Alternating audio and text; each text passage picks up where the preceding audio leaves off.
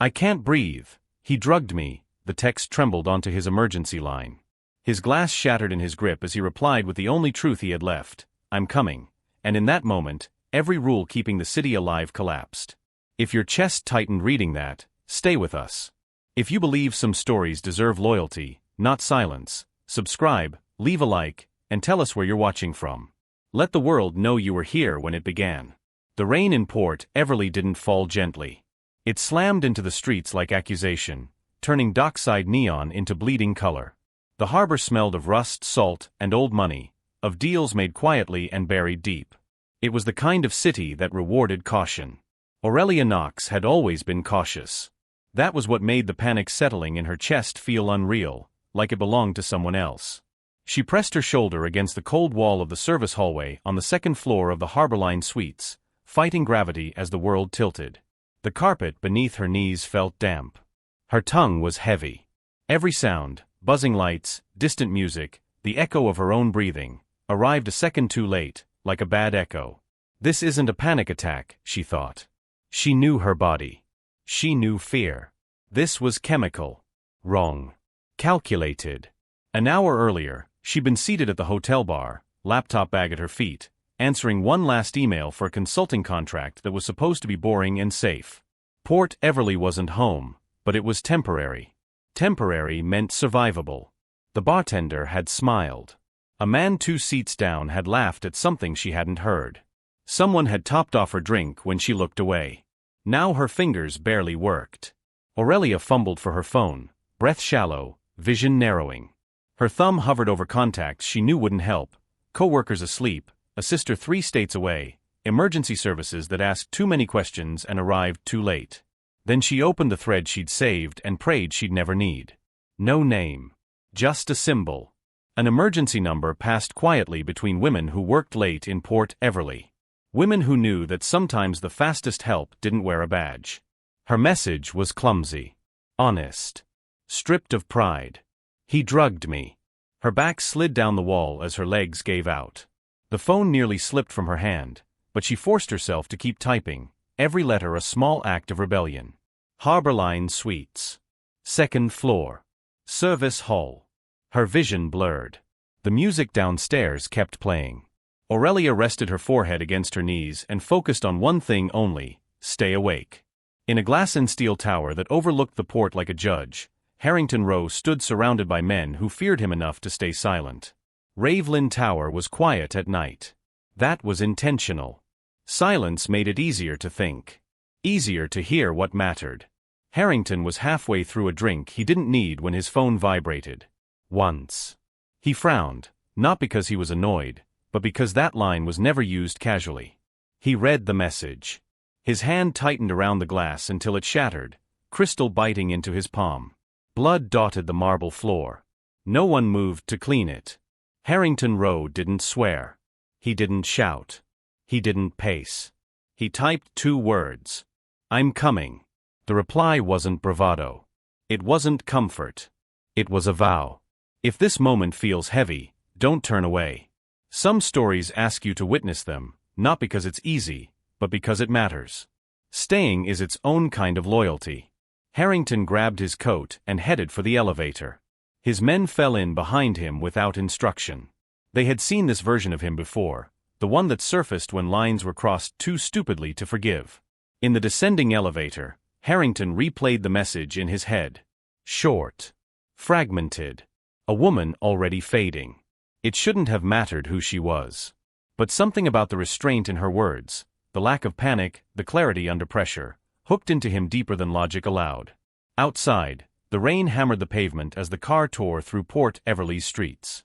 Harrington leaned forward, phone glowing in his bloodied hand. He typed again. Stay with me. Keep your eyes open. He didn't know if she'd see it. He just knew he was going to reach her. Back in the service hallway, Aurelia's phone buzzed weakly against her leg.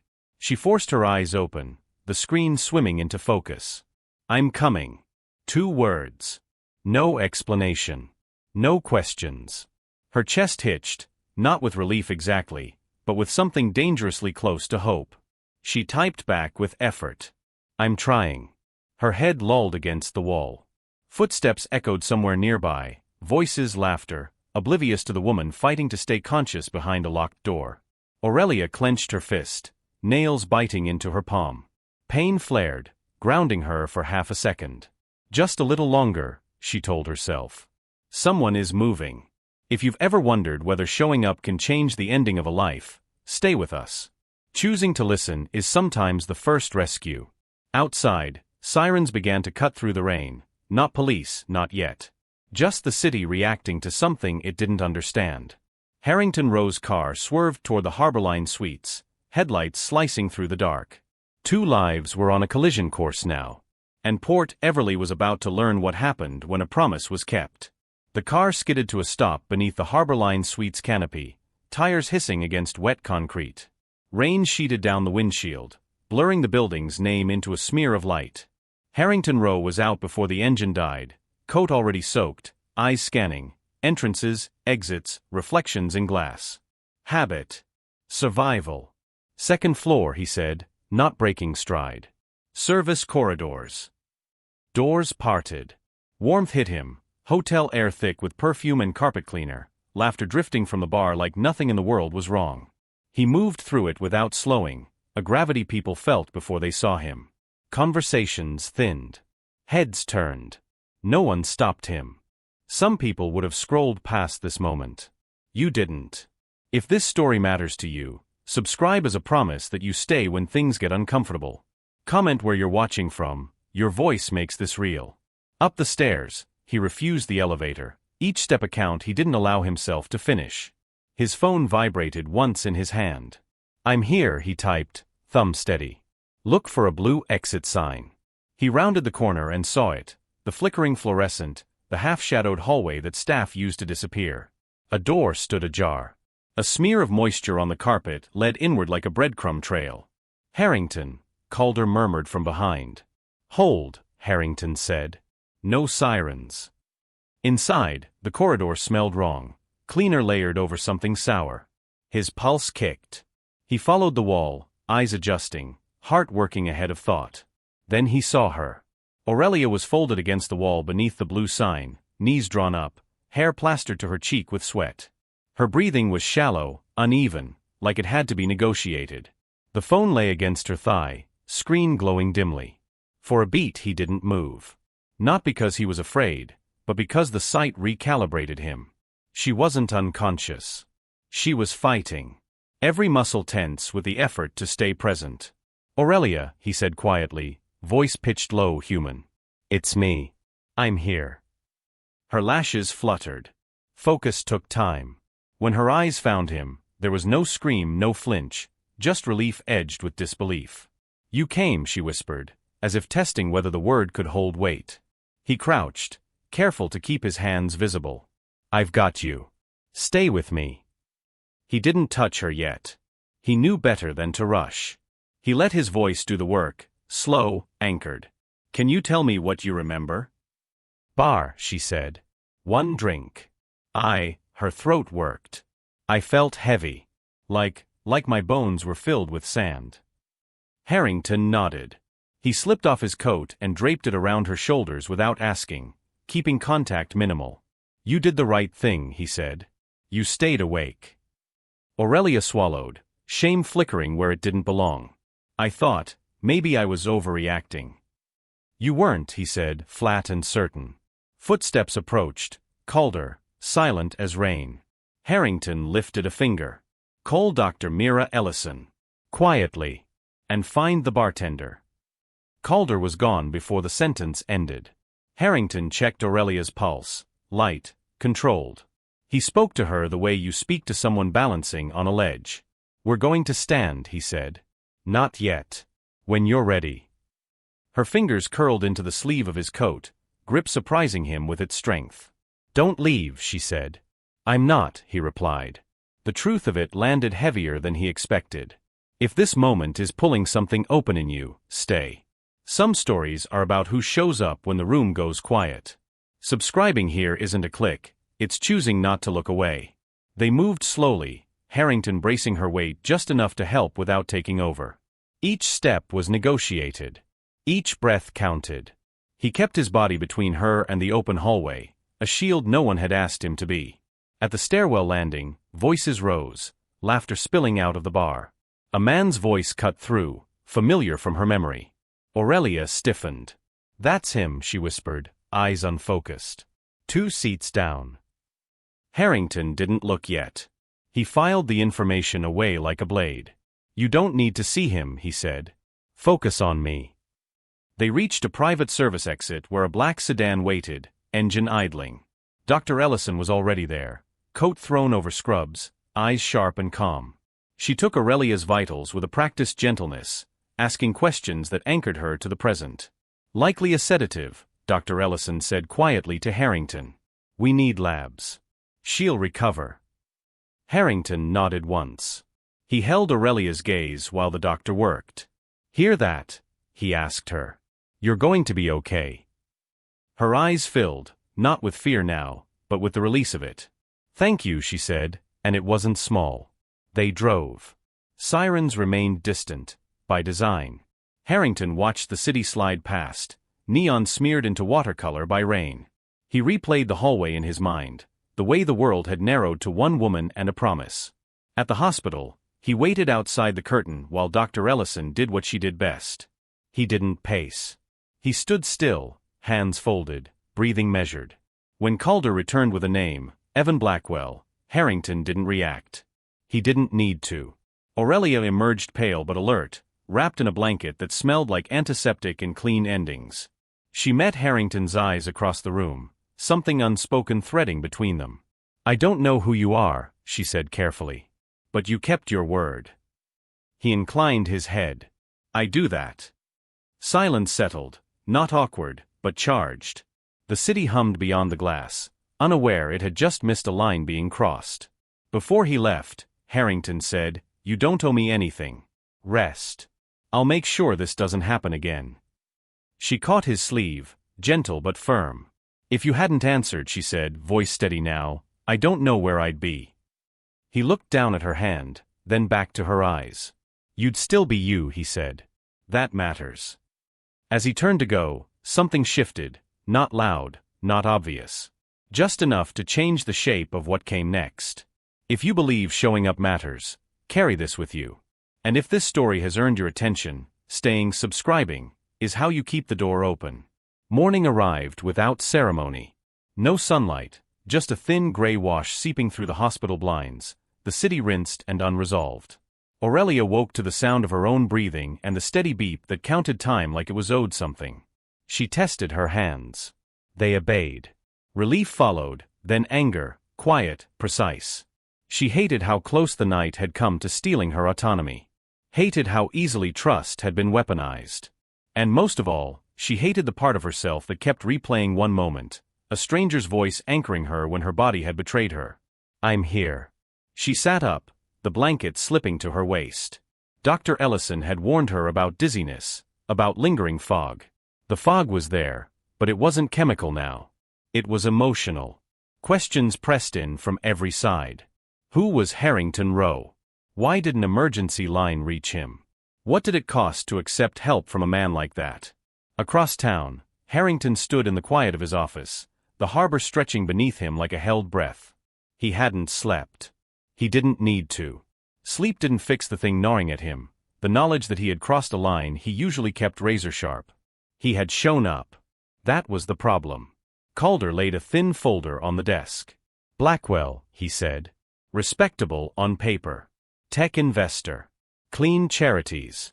Dirty habits." Harrington didn't open it. Not yet. Calder blinked. "You sure?" "Yes." Restraint took effort. Harrington prided himself on effort. Back at the hospital, Aurelia signed discharge papers with a steady hand that belied the storm inside her. When she stepped into the lobby, she saw him immediately, because of course she did. Harrington Rowe didn't blend in. He waited near the windows, coat draped over one arm, posture unassuming in a way that was practiced. She stopped short. "You didn't have to wait," she said, keeping her voice level. "I know," he replied. He didn't move closer. He didn't apologize. "I wanted to make sure you were standing when you left." She studied him, his calm, the absence of hunger in his gaze. It unsettled her. "I'm fine," she said. "I can handle the rest." "I believe you," he said. "That's not why I'm here." "Then why?" A beat. Honesty, chosen. "Because sometimes help is a handoff," Harrington said. "Not a hold." She didn't answer right away. Outside, a bus hissed to a stop. Somewhere a phone rang. Ordinary life pressed in, daring them to pretend nothing had shifted. "I don't want protection," Aurelia said finally. "I don't want strings." "Good," he said. "I don't offer either." Her mouth curved, despite herself. "That's not comforting." "It's accurate." They walked, together but separate, toward the exit. At the doors, Aurelia paused. "You run that emergency line," she said. "Not a question." "I fund it," he replied. "I don't control it." "Why?" Harrington's gaze flicked to the harbor, then back. "Because cities pretend they're safe. People fill the gap." She nodded once. "I appreciate what you did," she said. "But I need space." He didn't argue. "You'll have it." Silence settled, thick, unfinished. She stepped into the morning. He watched her go, resisting the instinct to follow, to fix, to finish. If you've ever pulled away from the very thing that helped you survive, stay with this. And if this choice feels familiar, subscribing is how you keep listening when it gets complicated.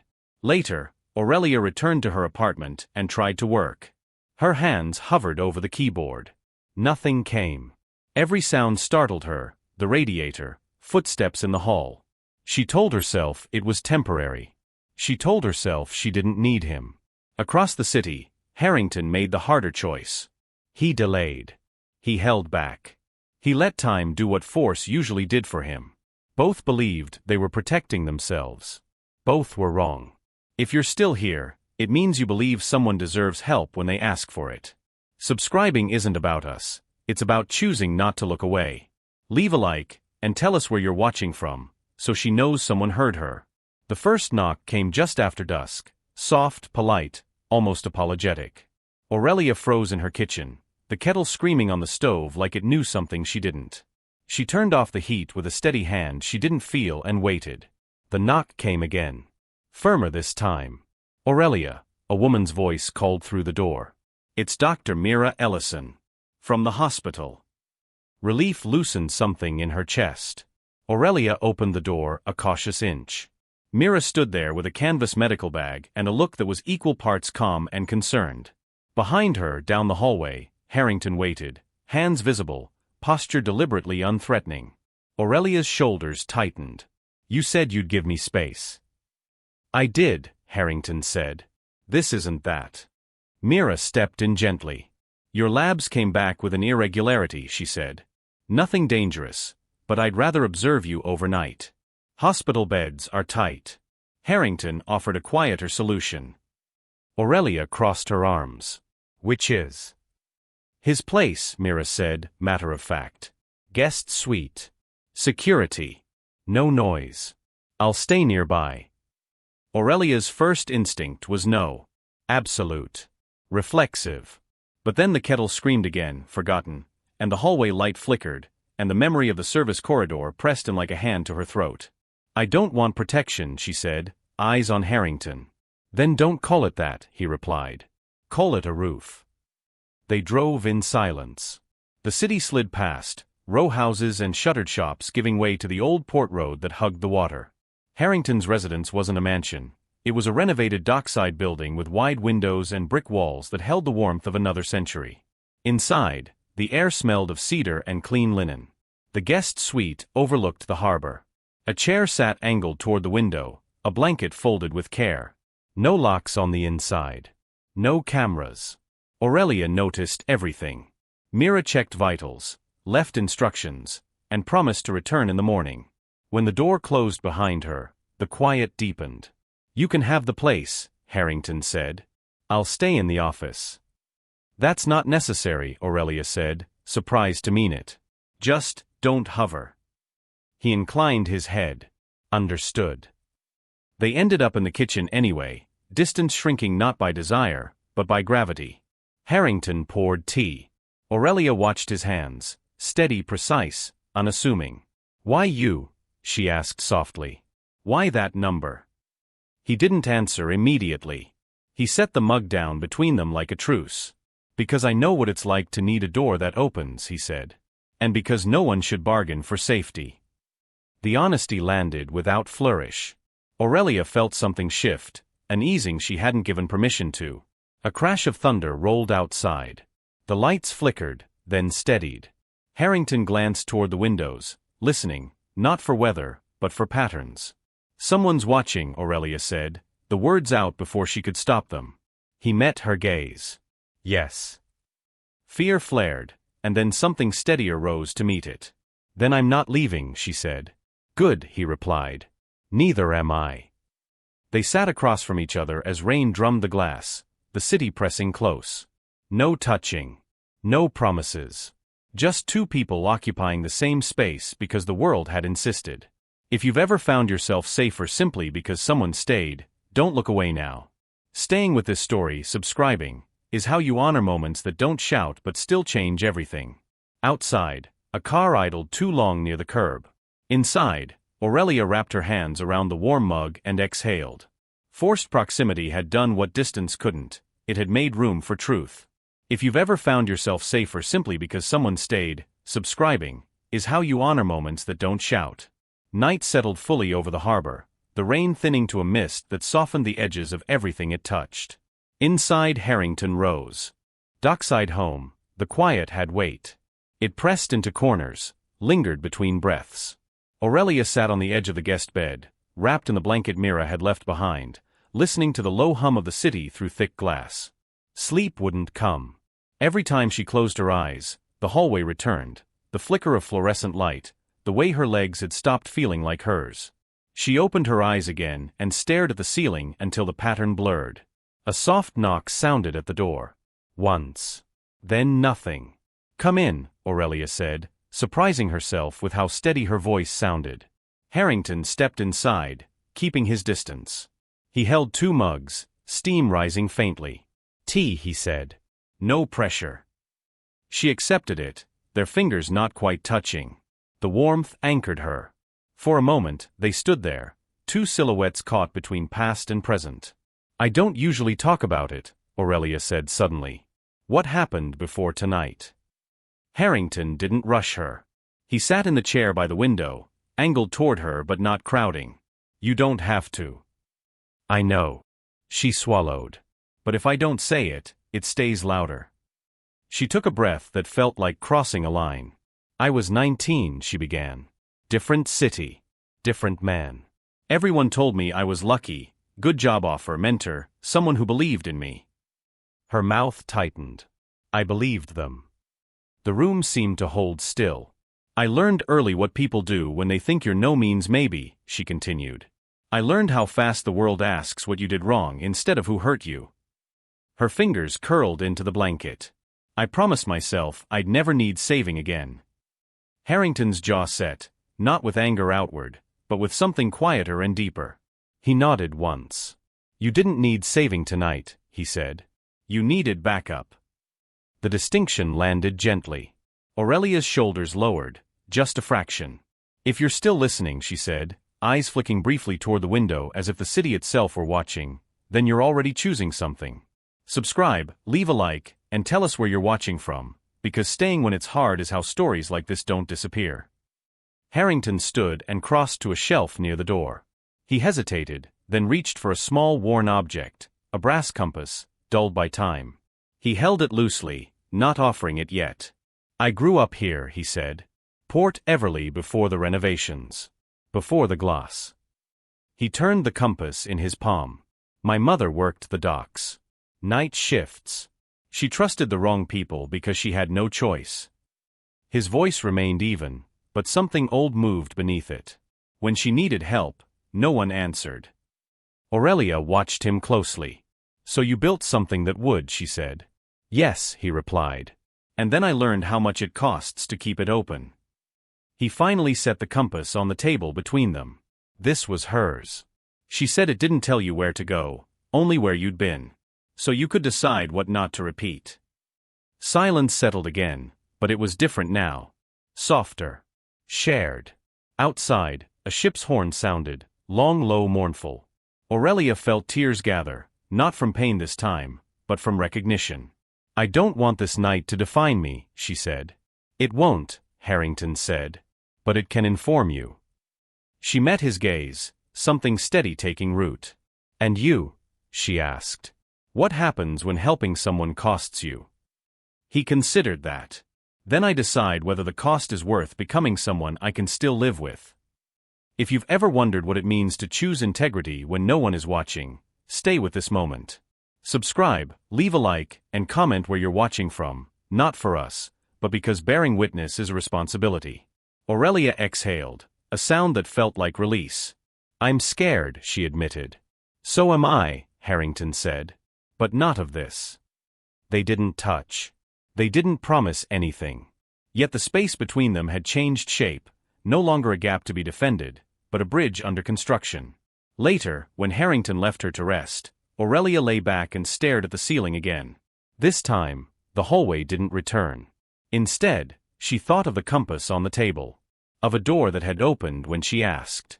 Maybe needing help didn't erase strength, she thought. Maybe it revealed it.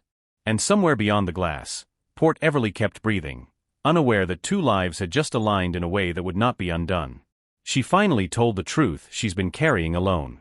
If you're still here, don't let it be for nothing. Subscribe, leave a like, and tell us where you're watching from. Bearing witness is how you show she wasn't invisible. Morning arrived quietly, the harbor wrapped in a pale fog that softened the hard lines of the docks. Aurelia woke to the sound of gulls and water lapping against stone, steady, patient sounds that didn't demand anything from her. For the first time since the hallway, her body felt like it belonged to her again. She padded into the kitchen in socks, hair loose, moving carefully out of habit rather than fear. Harrington was already there, sleeves rolled, a pan warming on the stove. He glanced up, surprised, and then softened. "Morning," he said. Not guarded. Not distant. Just there. She nodded. "I didn't sleep much." "Neither did I," he replied, flipping an omelet with quiet competence. "But the city did. That helps." They ate at the counter, shoulders angled toward each other, not touching. The food was simple. The quiet was not. It felt earned. Aurelia watched him rinse the pan, noticing the scar along his knuckle, the careful way he dried his hands. "You're different in the morning," she said. He smiled faintly. "I'm worse at pretending." She considered that. "Me too." They took mugs to the window and stood watching a tugboat nudge a container ship into place. Harrington spoke without looking at her. "I won't ask you to stay," he said. "And I won't ask you to leave." "Thank you," she said. It mattered, being given room to choose. Later, they walked the pier. The air smelled of salt and diesel. People passed without recognizing either of them for who they were last night. Aurelia felt lighter for it. Harrington matched her pace, hands in his pockets, eyes scanning not for threats now, but for footing. She stopped at the edge and leaned on the railing. "When you said you don't offer protection," she said, "I believed you. But you still stayed." He rested his forearms beside hers, leaving a respectful inch between them. "Staying isn't ownership," he said. "It's presence." She turned to him then, really turned. What if presence becomes more? He didn't look away. Then it has to be chosen twice. The fog lifted a little. Sunlight found the water. Aurelia laughed, soft, surprised. "You're not what I expected." "Neither are you," he said. "That's the point." They shared stories that didn't hurt, favorite books, small failures, the kind of music that felt like a private room. He told her about the first business he lost and how it taught him restraint. She told him about the job that taught her confidence wasn't loud. Time moved differently, uncounted. When a message pinged on Harrington's phone, he didn't check it right away. Aurelia noticed, and felt something settle. If you're still here, it's because you felt that shift too. Don't slip away now. Subscribe, leave a like, and tell us where you're watching from. Staying is how you prove moments like this mattered. By afternoon, the city had fully woken. Harrington drove her to a bookstore she loved, waited while she wandered, bought a novel he thought she'd argue with. She did. He enjoyed it. Back at the building, they paused by the door. The world pressed in again, responsibilities, histories, lines drawn for reasons that once felt immovable. "I don't know what this is," Aurelia said. "Neither do I," Harrington replied. "But it's honest." She reached out, fingers brushing his sleeve, brief, deliberate. "Thank you for today." "Thank you for trusting it," he said. As she stepped inside, Aurelia realized something fragile and true had formed. Not a promise, not a rescue. A bond. One that could heal. One that could break. Harrington watched the door close, exhaling slowly. Peace felt possible. Which meant it was temporary. The city breathed on. Right here, something fragile and real is forming, and it only exists because someone chose to stay. If you're still watching, don't disappear on them now. Subscribe, leave a like, and tell us where you're watching from. Staying is how you prove this connection mattered. The call came just before dusk, slicing through the fragile calm like a blade drawn too fast. Harrington Rowe felt it before he heard it, the subtle shift in the air, the way peace thinned when the city decided to collect its debt. "Blackwell's lawyer filed," Calder said over the line. "And there's more. He's claiming consent. Says she left with him."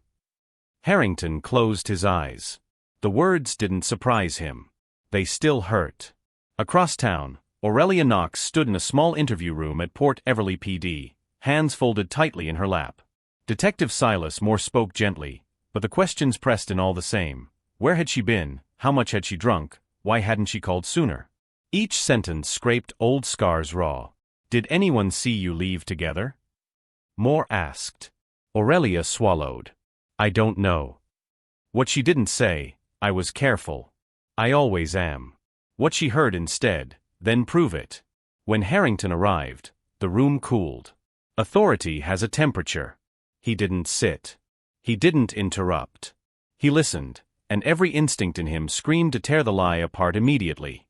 But restraint had been his promise. Outside the station, Aurelia rounded on him. "I told you I didn't want this," she said, voice shaking with more than anger. "Your name changes the air. It makes them doubt me." "I didn't come to control anything," Harrington replied, careful. "I came because you shouldn't be alone." "That's not what this feels like," she snapped. "It feels like your world swallowing mine." The words landed hard. Harrington flinched, just once. "If I step back," he said, "he wins." "If you don't," she shot back, "maybe he already has." Silence stretched between them, brittle and sharp. Sirens wailed somewhere down the block. Aurelia crossed her arms, a shield she knew too well.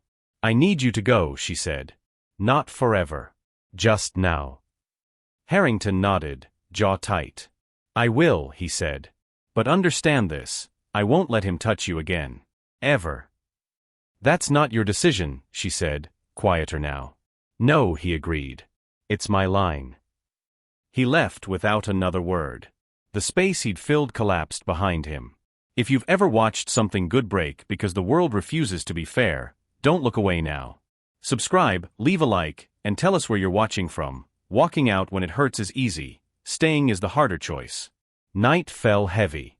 News broke faster than truth. Whispers online, a headline that leaned the wrong way. Aurelia sat alone in her apartment, phone face down, chest tight. She replayed the moment she'd pushed him away, the way his shoulders had squared like he was bracing for impact. Across the city, Harrington stood on a pier, rain misting his coat. Calder waited behind him, quiet. "Say the word," Calder murmured. Harrington shook his head. "Not like this." "Then he walks," Calder warned. Harrington stared at the dark water. "No," he said. "He runs." The choice split him cleanly in two: protect her by distance, or protect her by force. Either way, something would be lost. Back in her apartment, Aurelia finally picked up her phone. A message draft sat unsent. She deleted it. Pride is loud when fear is tired. This was the lowest point, the moment where love looked like risk and safety felt like isolation. Where both believed they were doing the right thing. And both were breaking. The city went quiet in the hour before dawn, the kind of quiet that didn't mean peace, only preparation. Aurelia sat on the edge of her bed, phone in her hand, watching the screen dim and relight as if it were breathing with her. She hadn't slept. Pride had kept her upright, fear had kept her awake. She opened a message thread she hadn't meant to open. Unknown sender, you should check the cloud. Harbor line. 11:42 p.m. Her pulse spiked. She typed, erased, typed again. Who is this? 3 dots appeared. Disappeared. Then a file dropped into the thread. A video. Aurelia hesitated, then pressed play. The footage was grainy, angled wrong, but unmistakable. The harbor line bar. Her stool. The glass being topped off. A bartender's hand, Noemi's switching coasters. Then a man's reflection in the mirror behind the shelves, Evan Blackwell leaning in, slipping something small and white beneath the lip of her drink while laughing at a joke she hadn't heard. The timestamp pulsed in the corner. 11:42 p.m. Her breath left her in a rush. Proof. Clean. Unarguable. Another message followed. He paid to bury this. I didn't let him. Aurelia's hands shook, not with fear now, but with something sharp and clarifying. She thought of Harrington's restraint. Of the line he'd drawn and honored.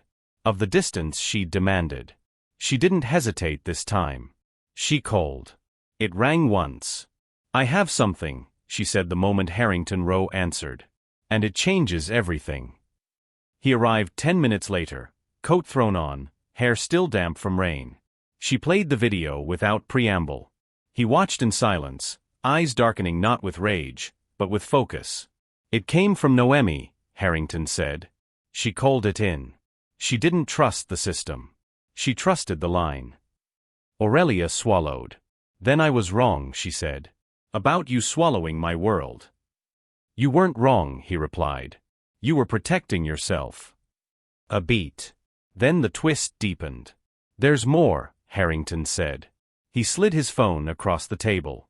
Blackwell isn't just lying. He's running. She frowned. Running where? Into a deal, Harrington said. He offered evidence, this evidence, to trade for immunity. To make himself the victim of misinterpretation. Aurelia stared. But he didn't know Noemi kept a copy, Harrington finished. And he didn't know she sent it to you. The room hummed. The city held its breath.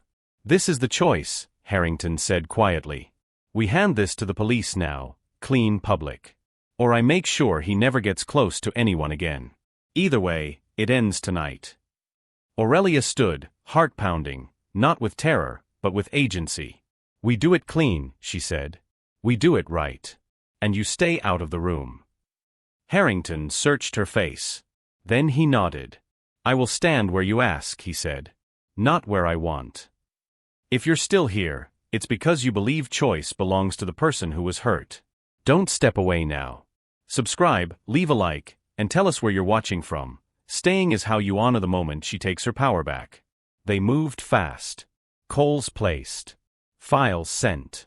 By sunrise, Detective Silas Moore had the video on his desk and a warrant in hand. Blackwell was intercepted at the marina with a packed bag and a rehearsed story that finally collapsed under light. Outside the station, reporters gathered. Harrington kept his distance, exactly as promised. Aurelia stepped forward alone, steady, visible, unafraid. Later, when it was over, she found Harrington by the harbor. The water was calm for once. I didn't need you to save me, she said. I know, he replied. But I needed you to stay, she added. He met her gaze, something unguarded breaking through. I'm here. The choice had been made, not by force, not by fear, but by truth. And the city, for once, did not look away. She finally chose truth over fear, and she could only do that because someone stayed. If you're still here, don't walk away now. Subscribe, leave a like, and tell us where you're watching from. Staying is how you stand with her choice. The courthouse steps were still damp from morning rain when Aurelia stood at the podium, sunlight finally breaking through the low clouds. She didn't raise her voice. She didn't need to. The truth had weight all its own. Behind her, the case moved cleanly, video authenticated, witnesses corroborated, timelines locked. Evan Blackwell was charged and held. No deals. No clever exits. The city, for once, did not blur its eyes. When the cameras clicked, Aurelia answered one question and declined the rest. She spoke about consent as a fact, not a debate. About systems that fail and people who fill the gaps. Then she stepped away, on her terms. Across the street, Harrington watched from a respectful distance, hands folded, posture still. He didn't step into frame. He didn't claim proximity. He did what he had promised, stayed where she asked. Later, they met by the harbor. The water was glassy, reflecting the sky like a held breath finally released. A tugboat passed, horn low and steady. "You kept your word," Aurelia said. "So did you," Harrington replied. She smiled, small real. "I'm staying in Port Everly," she said. "Not because of what happened. Because of what I built after." He nodded. "Then I'll be honest too." He paused. "I don't want to own your safety. I want to earn your trust." She stepped closer, closing the inch they'd always left. "Then we start slow," she said. "In daylight." They walked the pier, no rush, no secrets. People passed and didn't look twice. The city felt ordinary again, which was its own kind of victory. Weeks later, the emergency line expanded, quietly, carefully. More hands, more doors. Aurelia volunteered her time, shaping protocols, training voices to answer without judgment. Harrington funded without fanfare, choosing distance as a discipline, presence as a promise. On a cool evening, they shared takeout on the dock steps, laughing at nothing important. The compass sat between them on the wood, catching the last of the sun. "Funny," Aurelia said. "It doesn't point where you're going." "No," Harrington said. "It reminds you where you've been. So you don't repeat it." She reached for his hand, this time without hesitation. He took it, gentle, certain. Love didn't arrive like a rescue. It arrived like recognition.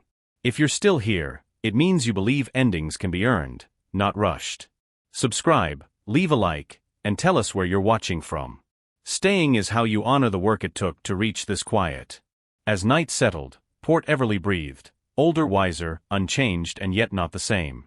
Two lives moved forward together, not because they were saved, but because they chose each other. Thank you for staying with this story to the very end. If this story touched your heart, please like, subscribe, and turn on the bell so you'll not miss out on the next video.